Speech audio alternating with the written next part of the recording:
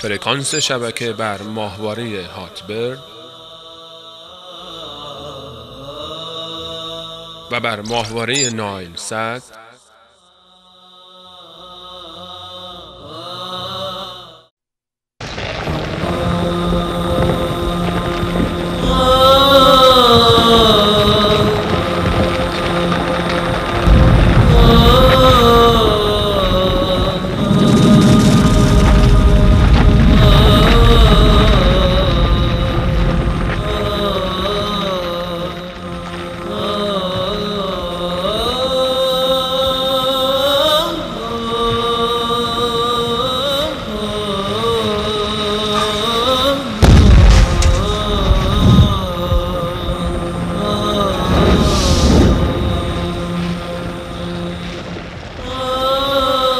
وقل جاء الحق وزهق الباطل إن الباطل كان زهوقا.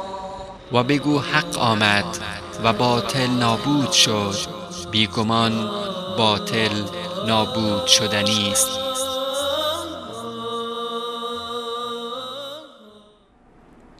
بسم الله الرحمن الرحیم. الحمد لله رب العالمین و الصلاة و السلام علی سید الانبیاء والمرسلین و علی آله و صحبه اجمعین. بینندگان عزیز و دوست داشتنی شبکه جهانی وصال حق، سلام الله علیکم و رحمته و برکاته.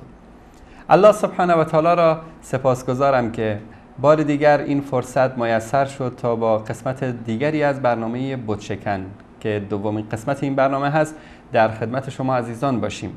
برنامه‌ای که در آن بت‌هایی را که در مذهب باطل رافضه ساختند میشکنیم. در این برنامه بت‌های ساخته و پرداخته دشمنان اسلام که برای بدنامی اسلام و نابود ساختن دین محمد مصطفی صلی الله علیه و آله و سلم ساخته شده است را خرد خواهیم کرد و واقعیت‌ها را برای شما عزیزان آشکار خواهیم نمود. شاید شنیده باشید از قدیم گفتن که سنگ اول چون نهد معمار کج، تا ثریا می رود دیوار کج.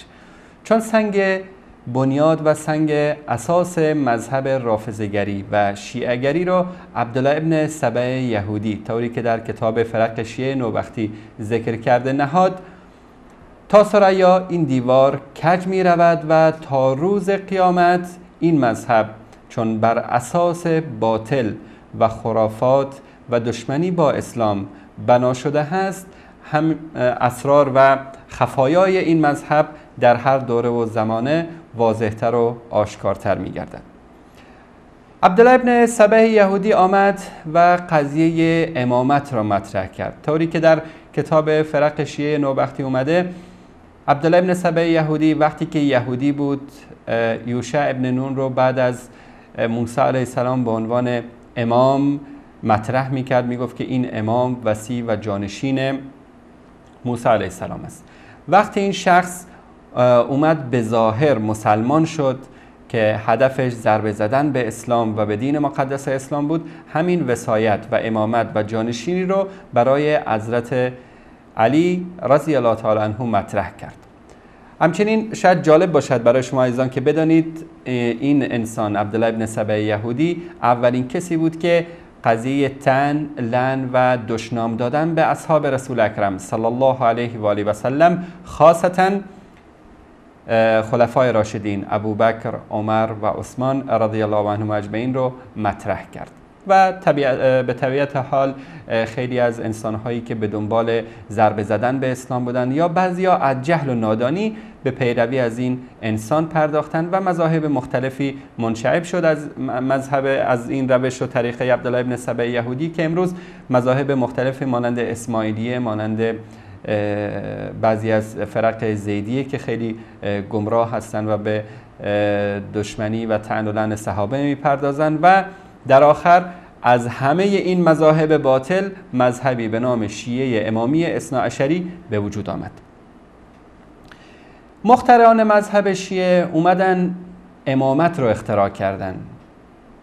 گفتن که خب علی اولین امام هست. بعد از اون گفتن که علی که رفت گفتن خب حسن پسرش امام هست. بعد حسین امام شد و همینطور امام سجاد و خلاصه تا رسیدن به امام حسن عسکری.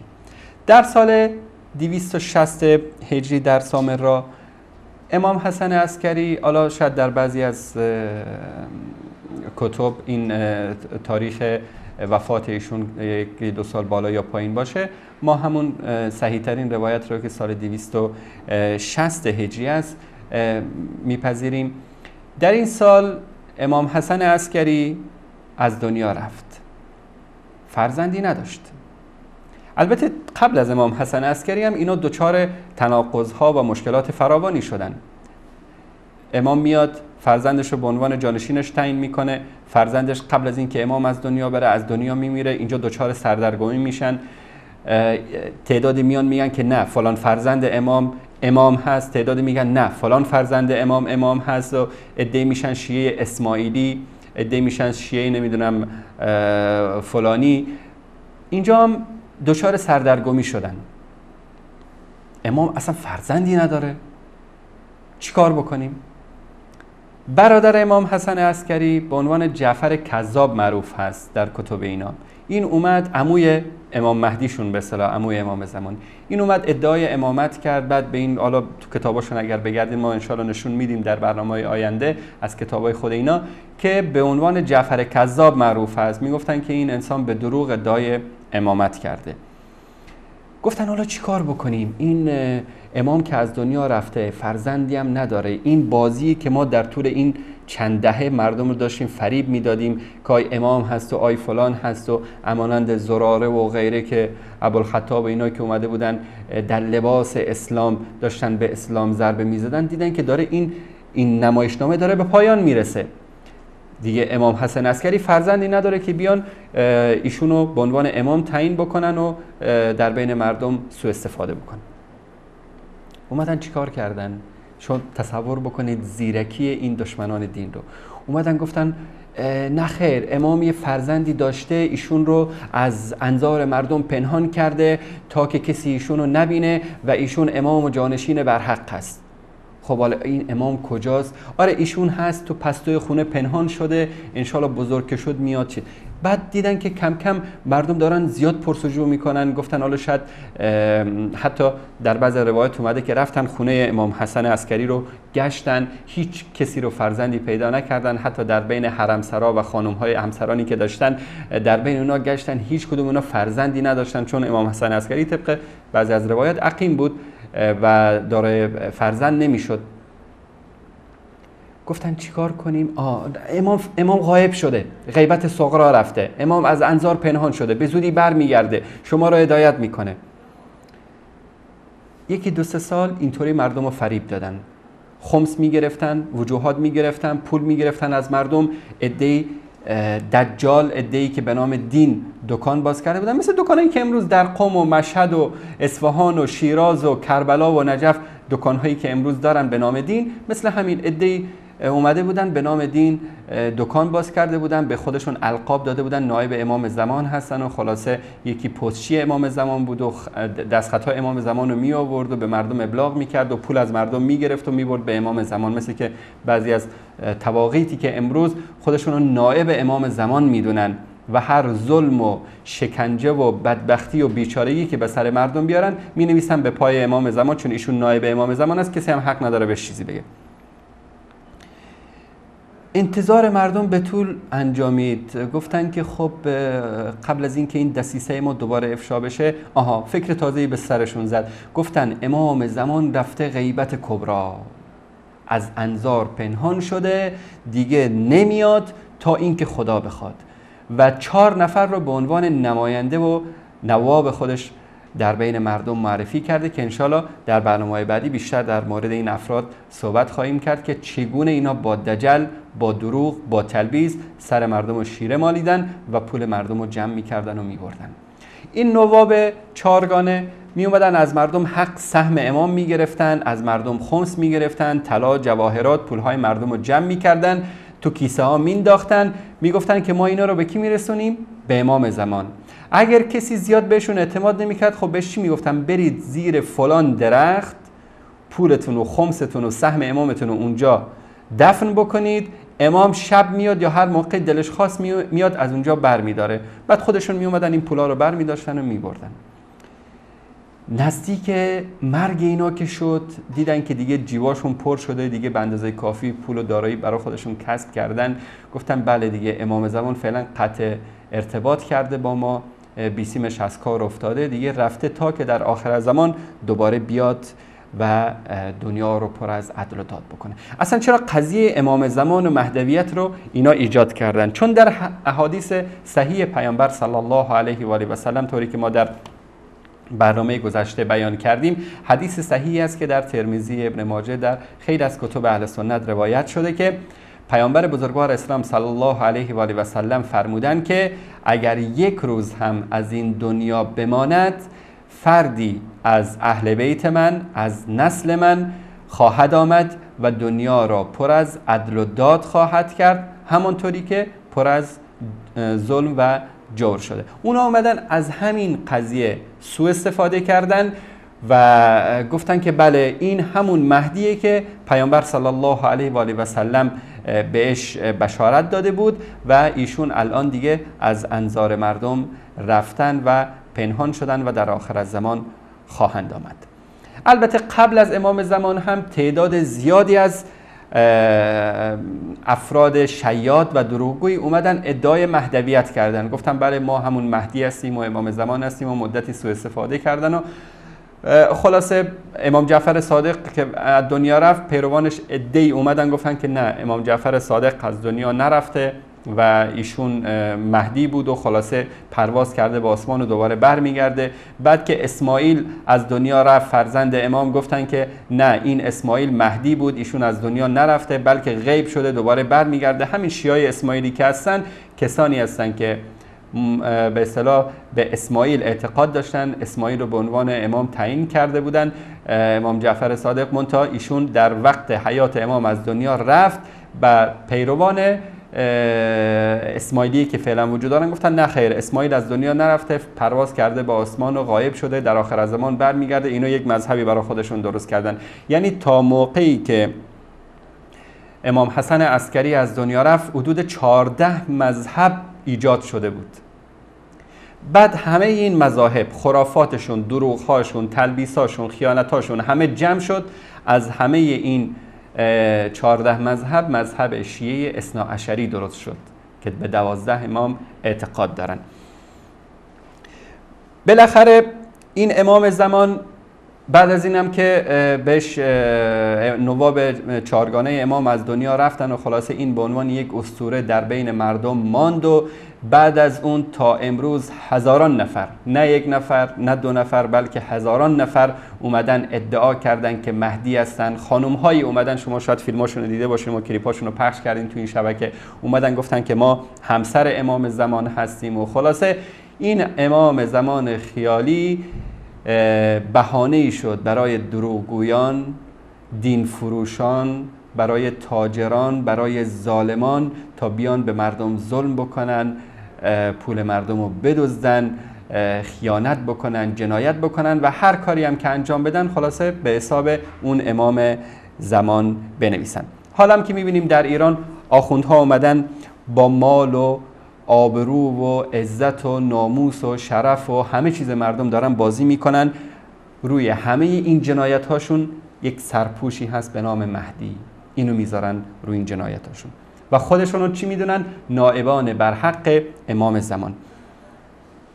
عده دیگری اومدن به نام مهدی، این مهدی رو به عنوان یک مسکن درد، به عنوان یک آرام بخش جان و روح خودشون قرار دادن. وقتی زندگی اسلام اومده بود که زندگی مردم رو آباد بکنه، اسلام اومده بود که زندگی دنیا و آخرت انسانها رو بسازه، اسلام اومده بود که به انسانها سعادت دنیا و آخرت بده. اما آخونده اومدن چیکار کردن؟ زندگی دنیوی مردم رو خراب کردن. آخرت که خراب هست، در این شکی نیست که آخرت مردم رو خراب کردن، اما اومدن حتی به زندگی دنیوی مردم هم رحم نکردن و اونو خراب کردن. چون مردم دچار مشکلات اقتصادی، دچار سردرگمی ها، دچار فسادهای اجتماعی هستن، اومدن از امام زمان، از جمکران، از این بارگاه ها، از این زیارتگاه ها، از این خدایان ساختگی که ساختن در قم و مشهد و کربلا و نجف و بقیه شهرها، اومدن از اینها برای آرام کردن، فریب دادن مردم، جوانهای مردم میبرن به فساد میکشانن، به فحشا میکشانن، زندگی مردم رو خراب میکنن. اما به اونو چی میگن؟ شما غصه نخورید، امام زمان میاد و همه کارها رو درست میکنه. موضوعی که در این برنامه میخوایم صحبت بکنیم ادامه همون بحث خودمون هست که امام زمان ساختگی شیعه با اون امام مهدی که پیامبر صلی الله علیه و آله و سلم بهش اشاره کرده بودن فرق داره. مهدی که پیامبر صلی الله علیه و آله و سلم بشارت اومدنش رو داده بودن و ما اینو قبول داریم و جز اعتقادات ما هست، شخصی است که اولا در هیچ روایتی نگفته که ایشون میاد و خلاصه سر و صدا را میندازه آهای مردم پاشید که من مهدی هستم، بیایید با من بجنگید، یا بیایید که من فلان شخصی هستم، یا کارهای خارق العاده ای انجام بده، یا قتل و کشتار بکنه، یا مردم بیگناه را از دم تیغ بگذرانه. بلکه یک انسان مصلحی، سادهی، مسلمانی هست، میاد دنیا رو پر از عدل و داد میکنه. همونطوری که در حدیث دیگری پیامبر صلی الله علیه و آله و سلم میفرمایند که در هر چند صد سال یک مرتبه یا هر 100 سال یک مرتبه انسان‌هایی پیدا میشن در بین مسلمان‌ها که دین رو تجدید میکنن و ما میبینیم که انسان‌های زیادی اومدن دین رو تجدید کردن، اعتقادات اسلام ناب محمدی رو که در بین مردم کمرنگ شده بود اینا رو دوباره زنده کردن، پررنگ کردن، قرآن رو زنده کردن، سنت پیامبر صلی الله علیه و آله و سلم رو زنده کردن. مهدی هم یک شخصی است که در آخر الزمان طبق فرموده پیامبر صلی الله علیه و آله و سلم میاد. تا هنوز به دنیا نیامده. هر کسی که ادعا بکنه که مهدی به دنیا اومده، مهدی فلانه، پدرش فلانه، مادرش فلانه، این دروغ‌هایی است که برای فریب مردم ساختن. میاد و دنیا رو پر از عدل و داد میکنه. اما این مهدی واقعی و حقیقی و اسلامی فرق میکنه با اون امام زمان ساختگی و خیالی که روافض ساختن و مردم رو دارن به وسیله اون فریب میدن. دوستان عزیزمون در اتاق فرمان اگر تصویر لپتاپ من رو داشته باشن تا من این تصاویر رو نشون بدم و فرق‌هایی رو که وجود داره بین مهدی واقعی و حقیقی اهل سنت مسلمانان و مهدی ساختگی روافض و شیعیان. ما تا 52مین فرق رسیده بودیم در هفته‌ای که گذشت در همین برنامه. دوستان عزیز تصویر لپتاپ من رو نشون بدن. 52مین فرق این بود که نواب او وقتی به کف دستش می‌نگرند حکم آن مسئله را می‌دانند. در یوم الخلاص صفحه 382 و ما گفتیم که مهدی ما مسلمانان پیروانش چیزهای عجیب انجام نمیدهند. یعنی شاید دیده باشید کفشناسا و نمیدونم فالگیرا و از این خزعبلاتی که امروز در بین مردم هست، حالا کارشون به جای رسیده که تو شبکه‌های رسمی به نام مذهب دارن فالگیری میکنن که یک کفر محض است. دارن مردم رو از علم غیب خبر میدن، علمی که مختص الله سبحانه و تعالی است. حالا این امام زمان ساختگی اینام کف دستش رو مردم میان میخونن و خلاصه جواب هر مسئله در کف دستش نوشته شده است. اما فرق بعدی اینه که علم در قلبش مثل بوته رشد میکند. یوم الخلاص صفحه 381. ما میگیم که نخیر، مثل سایر مردم علم را فرا میگیرد. 54 مردم را به ولایت علی و براءت از دشمنانش دعوت می کند. یوم الخلاص صفحه 381. ما میگیم که به ولایت علی دعوت نمی کند. این یک ولایت علی، امامت علی و اولاد علی رضی الله عنهم اجمعین، اینا انسانهای متقی بودن، پرهیزگار بودن، از اهل بیت بودن، از صحابه بودن. اما اینکه ولایت تکوینی داشته باشن، اینکه ولایت منصوص از جانب الله سبحانه و تعالی داشته باشن، اینکه خلیفه و جانشین بلافاصله پیامبر صلی الله علیه و سلم باشن، اینا دروغ‌هایی است که اینا ساختن. ببینید که حتی این دشمنی ادامه داره. کارشون به این بدبختی و بیچارگی که مردم رو تا امروز به اون انداختن تمام نمیشه تا زمان مهدی، و بعد از مهدی هم همین دشمنی وجود داره که این ولایت علی رو قبول نداره، اون ولایت فلان رو قبول داره. خلاصه هدف اینا چیه؟ که مسلمان ها رو به جان هم دیگه بیاندازن. فرق بعدی، کسی که از او اطاعت کند الله را اطاعت کرده و کسی که از او سرپیچی کند از الله سرپیچی کرده. یوم الخلاص صفحه 379. چنین نیست. مهدی حقیقی مردم را به اطاعت از الله دعوت می کند، نه اطاعت از خودش. تفاوت بعدی 56م، به تورات یهودیان و انجیل مسیحیان حکم می کند.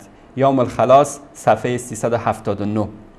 ببینید دوستان عزیز، چون اساس این مذهب رو یهود بنا نهاده، میخوان که اسلام رو، قرآن رو ریشه کن بکنن. میخوان حب قرآن، محبت اسلام رو از دلهای مردم دور بکنن. میگن امام زمان به قرآن حکم نمیکنه. به چی حکم میکنه؟ به تورات و به انجیل مسیحیان حکم میکنه. به تورات و انجیلی که الله سبحانه و تعالی با نزول قرآن کریم اونا رو منسوخ کرده. به توراتی که در تورات، حالا من یکی از این مسائل تورات رو برای شما باز بکنم در اینجا، شاید دیگه تا آخر این قصه رو بخونید که چیه. در تورات اگر شماها با هم دیگه جنگ بکنید، دعوا بکنید، مشکل ایجاد بکنید، اطاعت نکنید از امیرتون، از امامتون یا از پیغمبرتون، باید چیکار بکنید؟ باید دو گروه بشید، با هم دیگه بجنگید، انقدر همدیگه رو بکشید، انقدر خون بریزید تا اینکه گناههای شما بخشیده بشه. امام زمانی که به شما دارن معرفی میکنن در آخر زمان میاد همین کارو میکنه. اگر با هم دیگه دعوا کردید، اختلاف داشتید، باید به انقدر بزنید هم دیگه رو بکشید تا امام زمان راضی بشه، بعدش هم گناههای شما بخشیده بشه. این حکمی بود که در اون زمان در کتاب تورات بر یهودیان نازل شده بود که ما در داستانش در سوره بقره در قرآن کریم هست که همدیگه رو کشتن تا اینکه توبهشون قبول شد. در حالی که ما می‌بینیم قرآن کریم به عنوان دستور زندگی، قانون انسانساز زندگی میاد و همه مسائل ریز و درشت زندگی ما رو برای ما بیان کرده که ما احتیاجی به تورات و به انجیل و به زبور و به بقیه کتاب‌های محرف و تحریف شده و کتاب‌هایی که منسوخ شده نداریم. اما چون امام زمان اینا که به مردم دارن معرفی میکنن از فکر عبدالله ابن سبع یهودی و صهیونیست ها و دشمنان اسلام سرچشمه میگیره، این میاد چیکار میکنه؟ به تورات یهودیان و انجیل مسیحیان حکم میکنه، به قرآن حکم نمیکنه. در حالی که در قرآن کریم ما میگیم که کسی که به حکم الله به قرآن کریم حکم نکنه اولئک هم الکافرون، اونا کافر هستن. کسی که به حکم الله سبحانه و تعالی که در قرآن نازل شده ایمان نیاره، اینو قبول نکنه، اینا کیا هستن؟ اینا کفار هستن. 57م، بعد از او 12 مهدی است. قضیه به اینجا تمام نمیشه. بعد از این مهدی 12 تا مهدی دیگه میاد پشت سر هم. یعنی این دروغ، شما از شاید تعجب بکنید که شاید عده‌ای بیان بعد از مدتی شخصی رو بگن که بله این مهدیه، وقتی که این از دنیا رفت بعد یک مهدی دیگه درست بکنن بگن اینم بله اینم مهدیه. چون در بهارالانوار جلد 53 صفحه 148 آوردن که بعد از او 12 تا مهدی دیگه میاد. یعنی ببینید با چه زیرکی اینا این داستان رو درست کردن و این سلسله پایان نداره. ما میگیم که نخیر، بعد این مهدی واقعی اهل سنت و مسلمانان یکی از علامات قیامت هست، بعد از ایشون قیامت برپا میشه و مهدی دیگری نمیاد. 58م، در زیرزمین او را زیارت میکنن. میگن که در زیرزمین ایشونو پنهان کرده بودن در سامرا و مردم میومدن با ایشون زیارت میکردن، ایشونو میدیدن، در حالی که در جاهای دیگه میگن که هر کس ادعا بکنه که امام زمان رو دیده دروغگو هست، کافر هست و مرتد هست. در جلد 53 صفحه 95 در بهارالانوار میگن که در زیرزمین او را زیارت میکنن. ما میگیم که مهدی اهل سنت بعد از او کسی به دنیا نمی آید و در زیر زمین هم زندگی نمی کند و از این خزعبلات و خرافاتی هم که ادعا می کنند وجود نداره. 59 مردگان مختار هستند که پیرو او باشند یا در قبر بمانند. در هفته گذشته گفته بودیم که یکی از خصوصیات این امام زمان دروغین اینا اینه که وقتی که میاد زنده ها که هستن پشت سرش، همین بسیجی های لباس شخصی هایی که امروز میبینیم به جان مردم افتادن، دارن این همه ظلم و فساد میکنن، اینا را میفتن به دنبال امام زمان.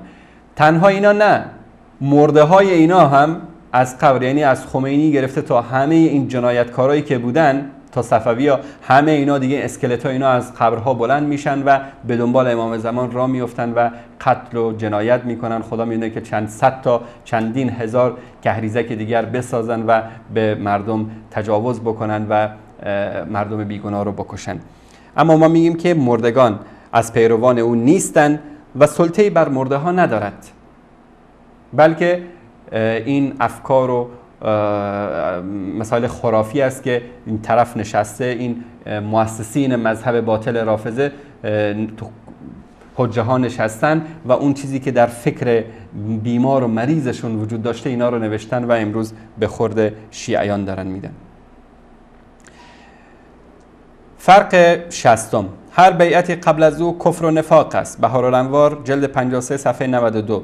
تمام بیعت‌ها قبل از او صحیح هستند اگر شرایطش فراهم شده باشد.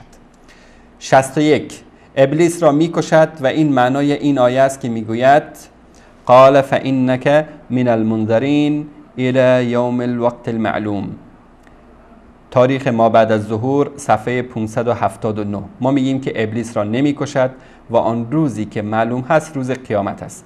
تفسیر صحیح این آیت این است که اون یوم المعلوم یا یوم الوقت المعلوم روز قیامت هست و ابلیس هم نمیکشه، چون کشتن ابلیس و از بین بردن ابلیس این کار الله سبحانه و تعالی است، نه امام زمان و حضرت مهدی. البته خیلی جالبه که یک تناقض عجیبی وجود داره در کتاب‌های اینا، حالا بعدا نشون خواهیم داد.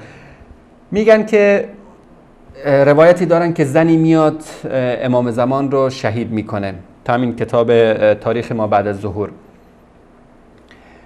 توی روایتی دارن که نمیدونم اسمش ریحان است، توی روایتی دارن که اسمش کسی دیگه است، بعد توی روایتایی دارن که مردها میان امام زمان رو میکشن. اگر یک کمی انسان از عقلش استفاده بکنه به این نتیجه میرسه که مادامی که ابلیس از دنیا رفته، ابلیس و امام زمان کشته، ابلیس هست که انسانها رو وسوسه میکنه، ابلیس هست که انسانها رو گمراه میکنه، شیطان ابلیس هست که انسانها رو به طرف آدمکشی، دزدی، جنایت و فساد میکشانه. مادامی که شیطان رفته، ابلیس رو کشته امام زمان، پس این زنی که امام زمان رو کشته کی اینو وسوسه کرده؟ این از تناقضاتی است که در کتاب‌های اینا وجود داره. 62 پیروانش روزها در میان ابرها راه میروند. تاریخ ما بعد از ظهور صفحه 271. سبحان الله، پیروان امام زمان دیگه. پس این آمریکایی‌ها و اروپایی‌ها، این فضاپیماهایی که دارن میرن بین ابرها، بالای ابرها، پایین ابرها، اینا همه پیروان امام زمان هستن. ما میگیم نه خیر، از این خزعبلات و خرافات نداره مهدی واقعی. شعار پیروانش یا لسارات الحسین است. تاریخ ما بعد از ظهور صفحه 349. ما میگیم که نخیر، از کسی انتقام نمیگیره، چون در اون زمانی که امام زمان میاد الان 1434 سال گذشته.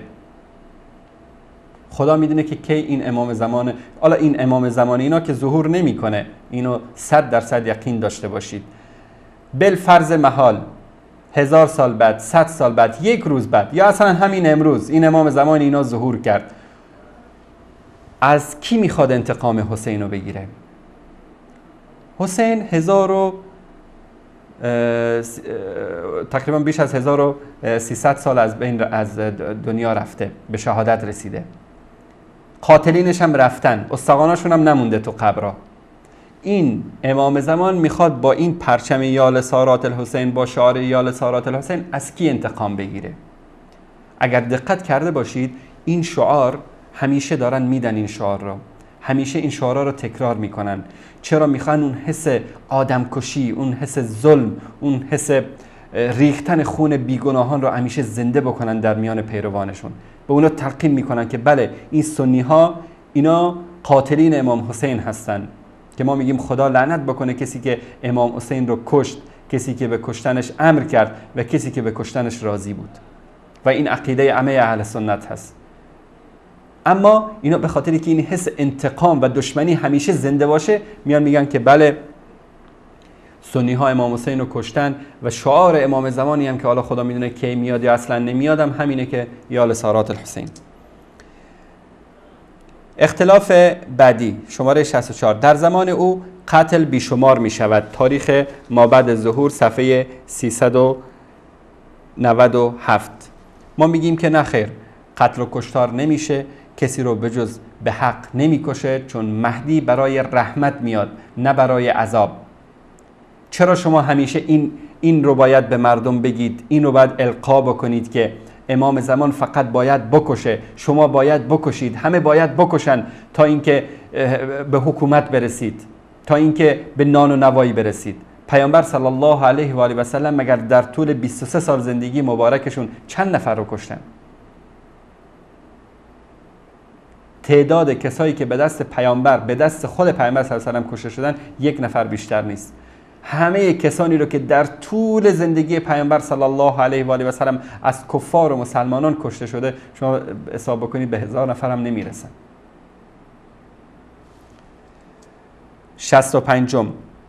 قضاوت جدیدی را در مورد اعراب می آورد. تاریخ مابعد ظهور صفحه 443. ما میگیم قضاوت جدید نمی کند و عرب و عجم برای او فرقی ندارد و معیار او اسلام است نه نژاد. شما اگر به کتاب هایی که در مورد مهدی دروغین اینا نوشته شده مراجعه بکنید، همیشه عرب‌ها رو میکشه، عرب‌ها رو از دم تیغ میگذرانه، عرب‌ها رو آتش میزنه، کسی از عرب نمیمونه.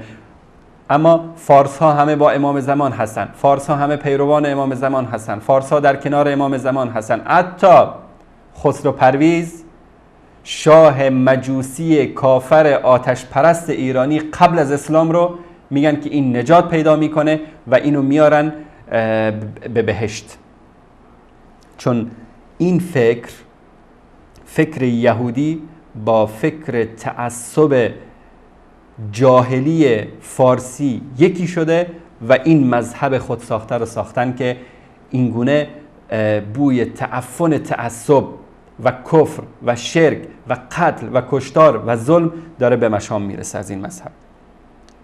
قضاوت جدیدی هم که در مورد اعراب بهش اشاره میکنن، منظور از این قضاوت جدید اینه که به حکم تورات و انجیل حکم میکنن و اعراب را از دم تیغ میگذرانند. 66. وقتی بخواهد چیزی یاد بگیرد الله به او یاد میدهد. تاریخ مابعد ظهور صفحه 473. این یک نوع به اصطلاح رد کردن عقیده ختم نبوت هست، چون بعد از پیامبر صلی الله علیه و آله و سلم الله سبحانه و تعالی به کسی وحی نمیکنه، به کسی چیزی رو یاد نمیده، بلکه ما میگیم مثل سایر مردم علم میآموزن طبق همون نظام و قانونی که الله سبحانه و تعالی ساخته. 66. بدون علت میکشد. تاریخ مابعد الظهور صفحه 472. بدون علت میکشه، چون این امام زمان یهودی هست.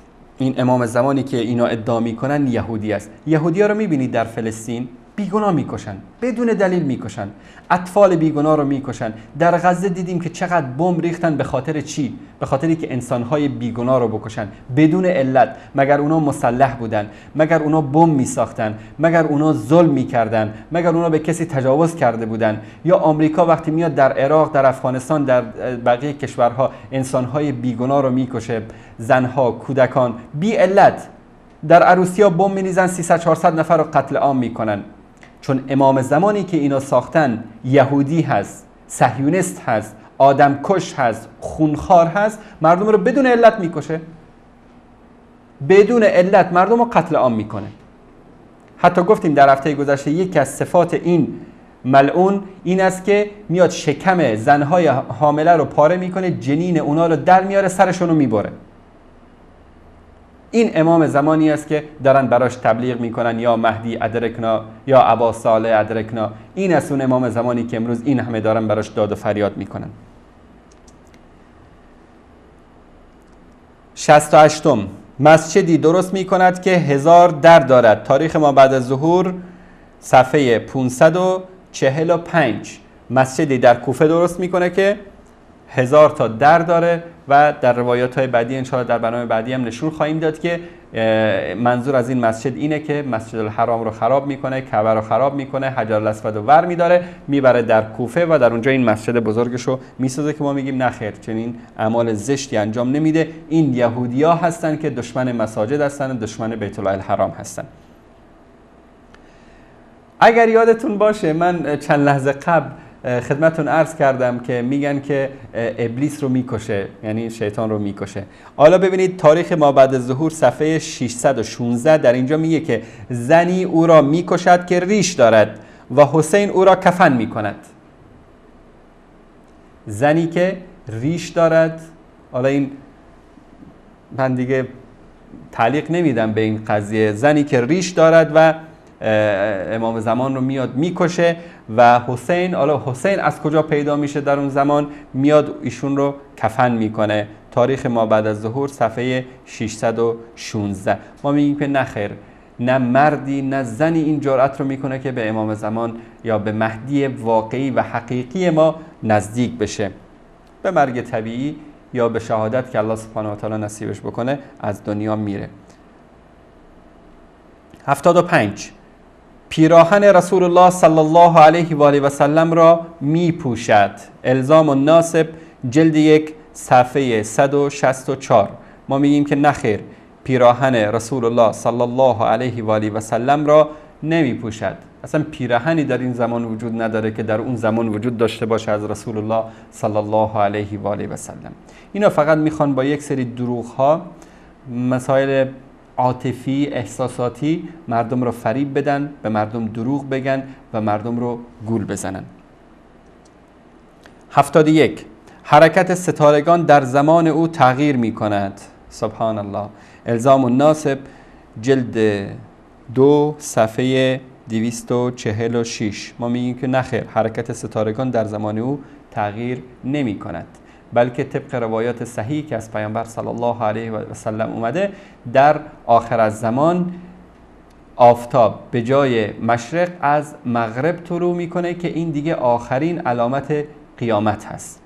شاید هم از همین احادیث صحیحی که در کتب مسلمانان وجود داره اومده باشن این خزعبلات و دروغ‌ها رو برای خودشون بافته باشن. فرق بعدی، عجم در زمان او قرآن را به مردم می آموزند. بهارالانوار جلد 52 صفحه 364. من خدمتون عرض کردم که این قضیه عرب و عجم، دشمنی بین عرب و عجم خیلی دامن میزنن به این مسائل، خاصا در کتاب هایی که در مورد امام زمان خیالیشون نوشتن در این مورد زیاد صحبت میکنن، قضیه عرب و عجم رو مطرح میکنن که امام زمان میاد و عرب ها رو میکشه و گردنهای عرب ها رو جدا میکنه و پیروانش از عرب کسی پیرو به امام زمان نیست و فقط فارس ها پیرو به امام زمان هستن، در حالی که اینها همه سخنان جاهلی هست که در زمان قبل از اسلام در بین عرب های جاهلی مطرح بود، در بین کفار، کسانی که به دین اعتقاد ندارن، به اسلام اعتقاد ندارن، مسائل قوم، زبان، کشور براشون خیلی مهم است، در حالی که برای یک مسلمان واقعی قوم و رنگ و پوست و زبان هیچ اهمیتی ندارد، طوری که شاعر میگه که هر ملک ملک ماست که ملک خدای ماست.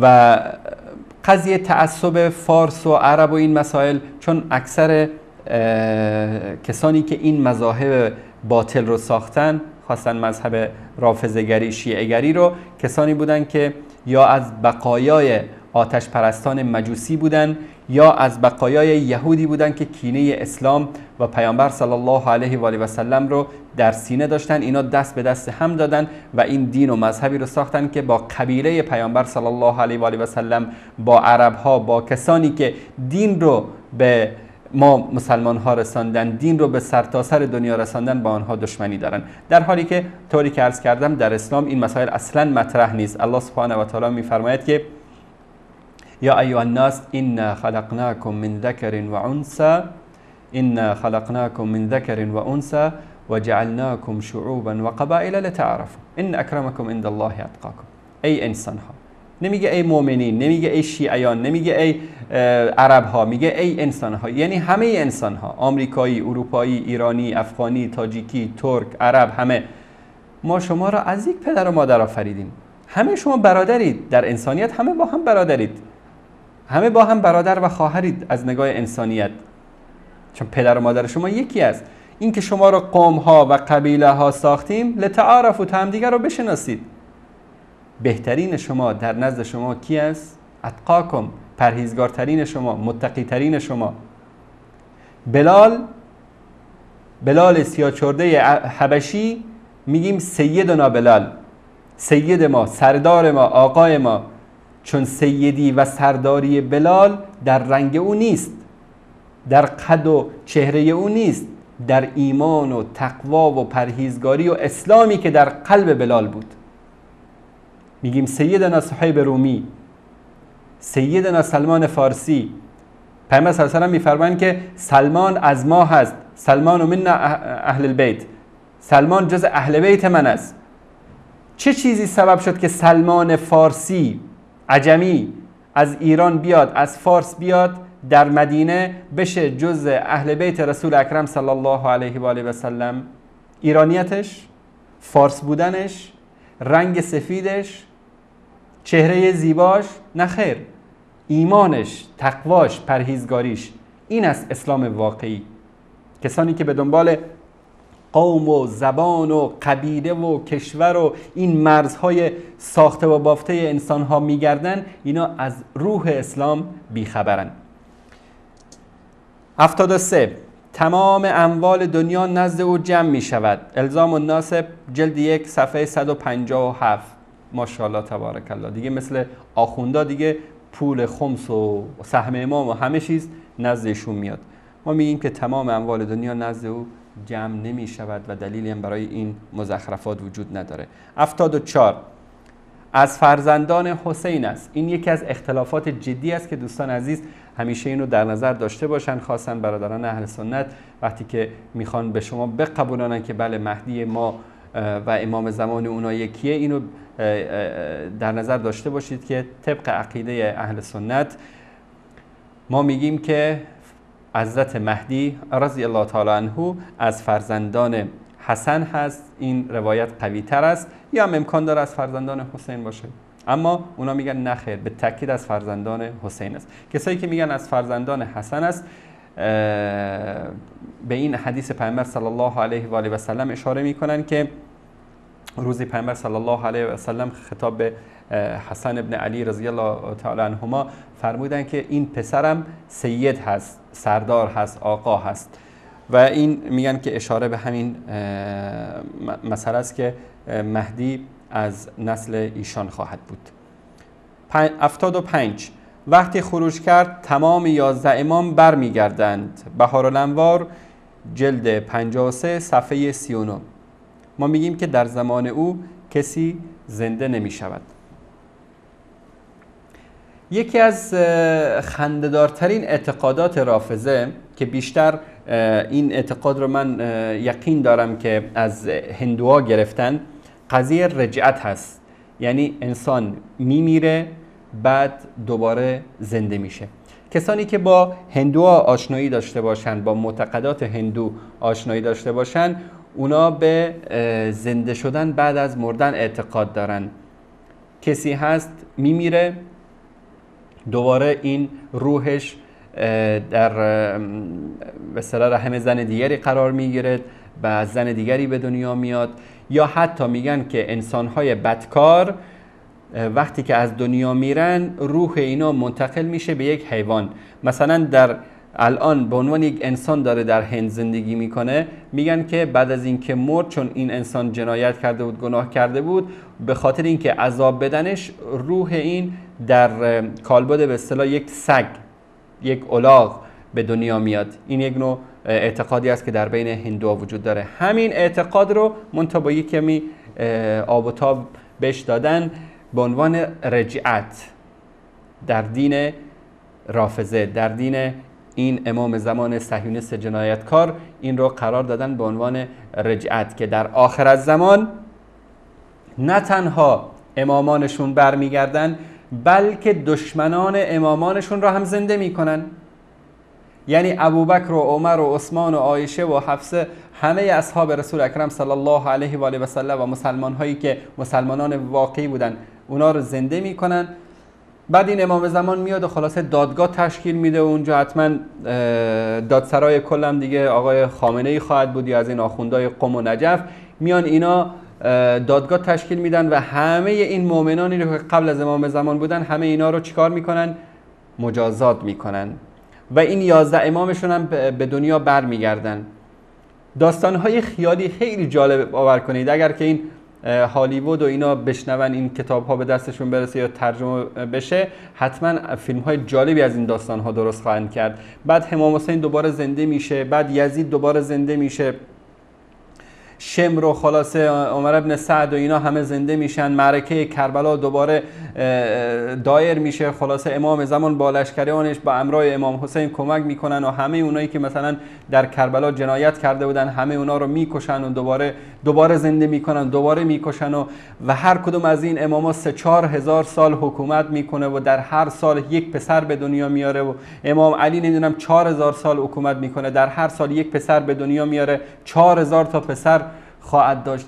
خزعبلاتی که در دایره المعارف خرافات اینا در بهار الانوار و در کتاب‌هایی که در مورد تاریخ بعد از ظهور و الزام الناسب و اینا بگردید، از این خزعبلات‌ها و از این دروغ‌ها فراوان در اونجا پیدا میشه که برای فریب دادن مردم ساختن. اما ما مسلمانان، ما اهل سنت میگیم که در زمان او کسی زنده نمیشه و قضیه زنده شدن بعد از مرگ دروغی است که اینا ساختن و واقعیت نداره.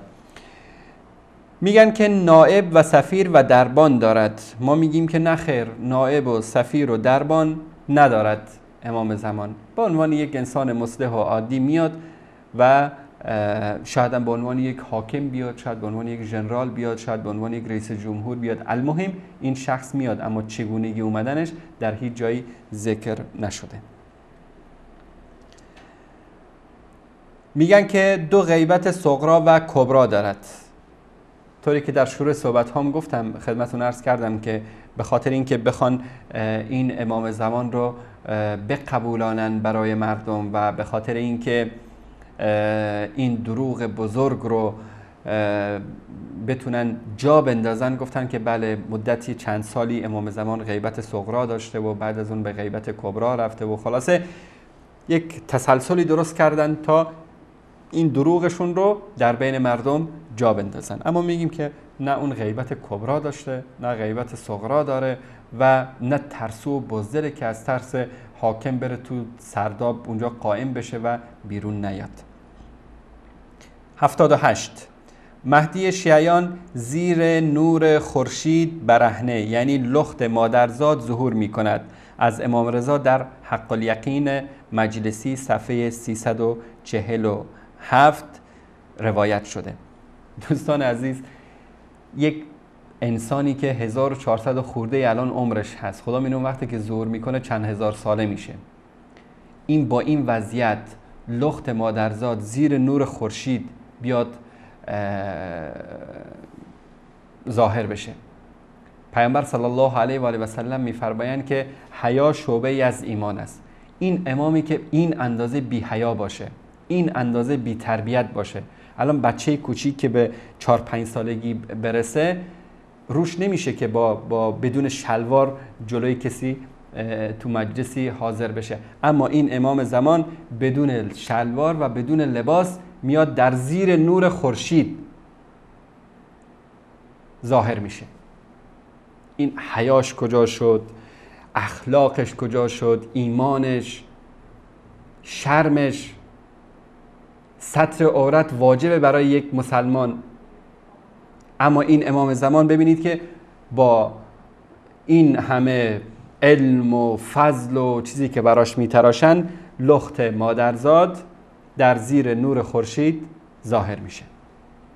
و من نمیدونم که خواهران بسیجی که هر روز دعا میکنن برای ظاهر شدن این امام زمان، در اون روز با چه روی بیرون میان و به طرف این امام زمانشون نگاه میکنن. ما میگیم که مهدی اهل سنت طبق سنت انسانی و اسلامی با لباس مناسب، با همون لباسی که پیامبر صلی الله علیه و آله و سلم امر میکنن ظهور میکنه.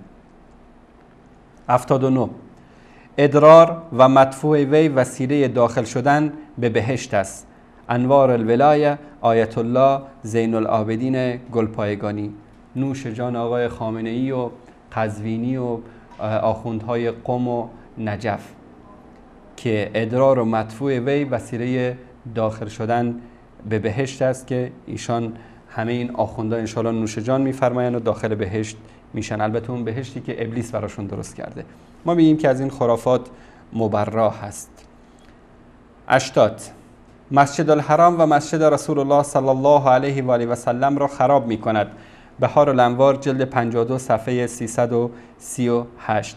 کتاب الغیبه از توسی صفحه 283.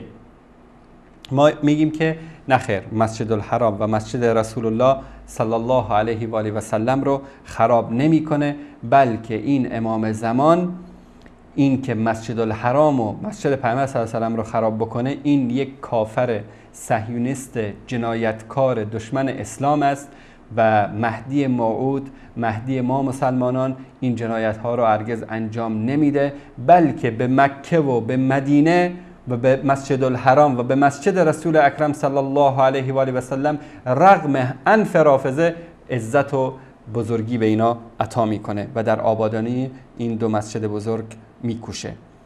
آخرین فرقی که من تونستم در اینجا برای شما عزیزان آماده بکنم که امام زمان شیعیان خمس میگیره، در حالی که مهدی اهل سنت از مردم این پول حرام خمسی رو که ادعا میکنن نمیگیره و خمس در نزد او طبق آیه قرآن خمس غنایم هست، آنچه که در جنگ گرفته میشه. تشکر میکنم از دوستان عزیزی که همکاری کردن در اتاق فرمان و من تونستم این فرق ها رو خدمت شما عزیزان بیان بکنم. در برنامه بعدی انشالله شباهت ها بین امام زمان روافض و مسیح دجال یهودیا رو بیان میکنیم و انشالله این سلسله ادامه خواهد داشت و سعی خواهیم کرد که انشالله این بت‌های ساختگی روافض رو بشکنیم، این بت‌هایی رو که ساختن و مانند خدا اونا رو پرستش میکنن.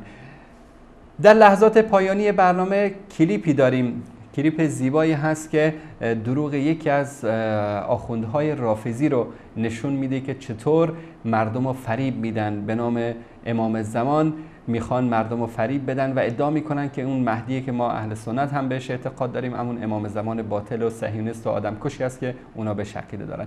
با همین کلیپ رو میبینیم و دوباره انشاءالله خدمت شما عزیزان خواهم بود.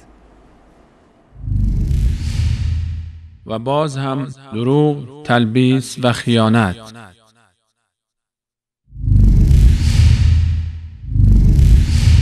اما یکی از سوالاتی که مطرح هست و خوب هست که بینندگان عزیز ما در جریان اون باشند این سوال هست که جناب آقای دکتر قزوینی در رابطه با نظر وهابیون نسبت به حضرت مهدی، چون شبکه‌های وهابی تبلیغ‌های بسیاری می‌کنند در این رابطه که حضرت مهدی به دنیا نیامده اند، یعنی ما قبول داریم که یک منجی می آید، یک کسی در آخر از زمان می آید، اما هنوز این فرد به دنیا نیامده. لذا من خواهشم این هست که این نظر وهابیون رو به صورت کامل برای ما و بینندگان عزیز شما شرح بدید. بحث مهدویت همونطور که حضرت عالی فرمودید یک مهدویت نوعی است، یک مهدویت شخصی است. در مهدویت نوعی خب عموم اهل سنت الا 2-3 نفری مثل ابن خلدون اینها که منکر قضیه هستند همه با شیعه متفق القولند که پیغمبر اکرم بشارت داده برای آمدن حضرت مهدی ارواحنا فدا. خود بزرگان وهابی هم به احادیث مهدی که میرسند شاید یه مقداری داغتر از شیعه، مثلا شما بینید ابن تیمیه حرانی متوفای 728 اگر اتاق فرمان مانیتور من رو بدن به آنتن ممنون میشم.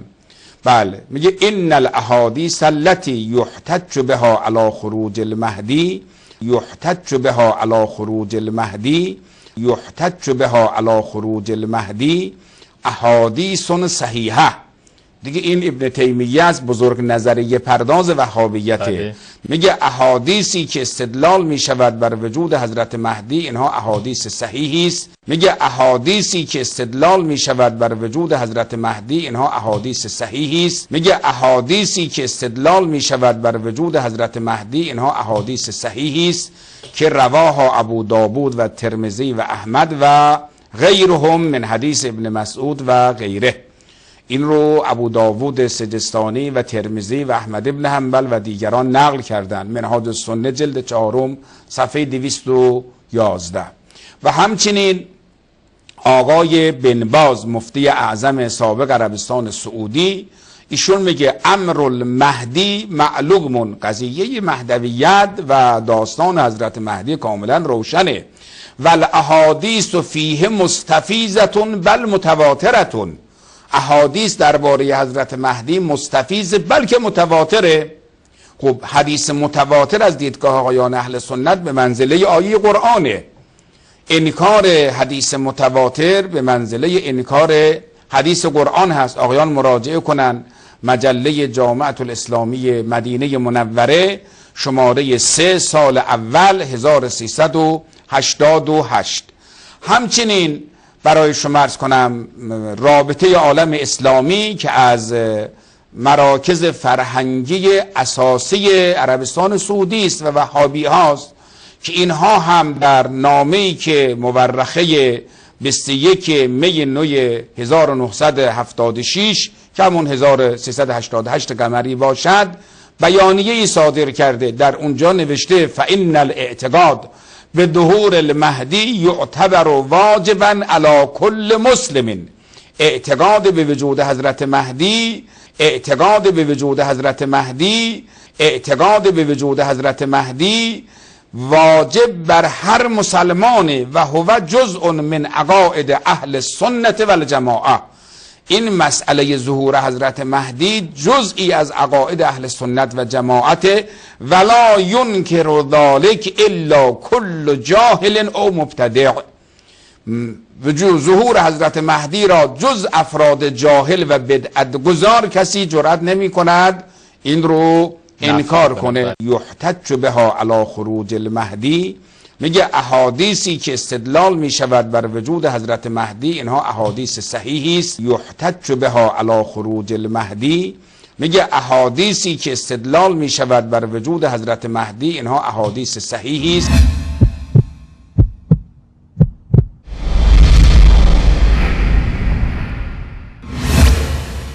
بینندگان عزیز، دروغ، تلبیس و خیانت عادت آخوندهای رافضی است که هیچ سخنی از سخنان آنها را بدون آن نخواهید یافت. آخوند قزوینی بعد از اینکه سلسله ای از دروغها و تلبیسها و خیانتهای او توسط شبکه وصال حق پخش گردید، باز هم از این عادت دیرینه خود استفاده نموده و در ترجمه اقوال اهل سنت خیانت کرده و به دروغ تلبیس می نماید و از این عادت خود دست بر نمی دارد. یحتج بها علی خروج المهدی، میگه احادیثی که استدلال می شود بر وجود حضرت مهدی اینها احادیث صحیحی است. یحتج بها علی خروج المهدی، میگه احادیثی که استدلال می شود بر وجود حضرت مهدی اینها احادیث صحیحی است. چنان که مشاهده نمودید، این آخوند به عمد ترجمه سخنان شیخ الاسلام ابن تیمیه رحمه الله و بیانیه رابطه عالم اسلامی را تحریف نموده و ظهور مهدی را به وجود مهدی معنا می کند. اولا، در کدام فرهنگ لغت ظهور به معنای وجود ترجمه می شود که شما با آب و تاب فراوان روایات ظهور به معنای پیدایش را بر وجود حمل می کنید؟ اهل سنت و جماعت طبق آنچه که از رسول الله صلی الله علیه و آله و سلم ثابت شده است، بر این باورند که در آخر الزمان فردی از نسل اهل بیت رسول الله صلی الله علیه و آله و سلم به دنیا می آید و ظهور می کند و زمین را پر از عدل می سازد و ظهور وی یکی از نشانه های بزرگ برپا شدن قیامت است. اما هیچ یک از اهل سنت معتقد به وجود و یا تولد این شخص تا عصر ما نبوده و نیستند. برخلاف شیعیان که معتقد به وجود امام زمانی هستند که هیچ تشابهی با مهدی اهل سنت نداشته و در سرداب سامرا پنهان است و بیش از 1000 سال است که به انتظار خروج او نشسته‌اند.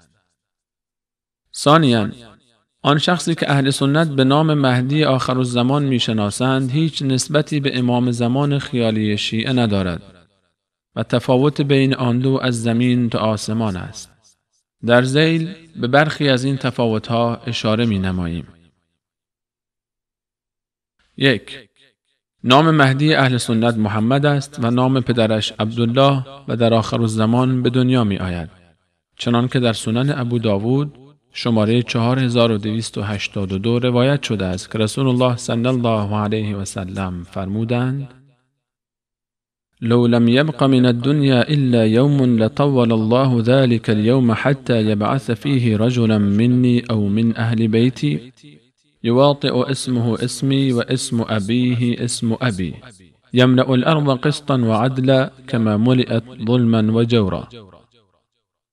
اگر از دنیا یک روز هم باقی بماند، الله تعالی آن روز را آنقدر طولانی می کند تا مردی از من و یا از اهل بیت من را در آن روز بفرستد که نامش موافق با نام من و نام پدرش موافق با نام پدر من است و زمین را پر از عدل می کند بعد از این که پر از ظلم و استبداد می باشد. اما نام پدر امام زمان شیعیان حسن عسکری بوده و به زعم آنان پسری داشته که در خردسالی از انظار پنهان شده است. 2. مهدی اهل سنت از نسل حسن بن علی رضی الله عنهما می باشد، چنان که در سنن ابو داوود حدیث شماره 4290 روایت شده است که امام علی رضی الله عنه به فرزندشان حسن رضی الله عنه نگاه کردند و فرمودند: إن ابني هذا سيد كما سماه النبي صلى الله عليه وسلم وسيخرج من صلبه رجل يسمى باسم نبيكم. این پسر من آقاست، همان طور که پیامبر صلی الله علیه و سلم او را نام نهادند. از صلب او مردی برمیخیزد که به نام پیامبرتان نام گذاری می شود. اما شیعیان امام زمان خیالی خود را از نسل حسین رضی الله عنه می دانند. 3. مهدی اهل سنت بعد از ظهور خیش دنیا را از عدل پر می کند، چنان که در حدیث سابق ذکر شد. اما مهدی شیعیان در هنگام ظهور اولین کاری که می کند ویران کردن مسجد الحرام و مسجد النبی و قتل عام کل عرب است.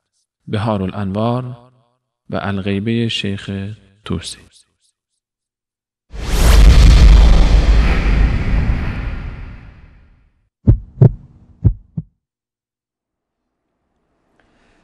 بله بینندگان عزیز و گرامی، این بود کلیپی که دوستان عزیز آماده کرده بودند در مورد دروغگویی و تلبیس آخوندهای رافضی که میخوان اون مهدی دروغین و باطلشون رو بچسبونن به مهدی اصلی و واقعی که پیامبر صلی الله علیه و آله و سلم بهش بشارت دادن.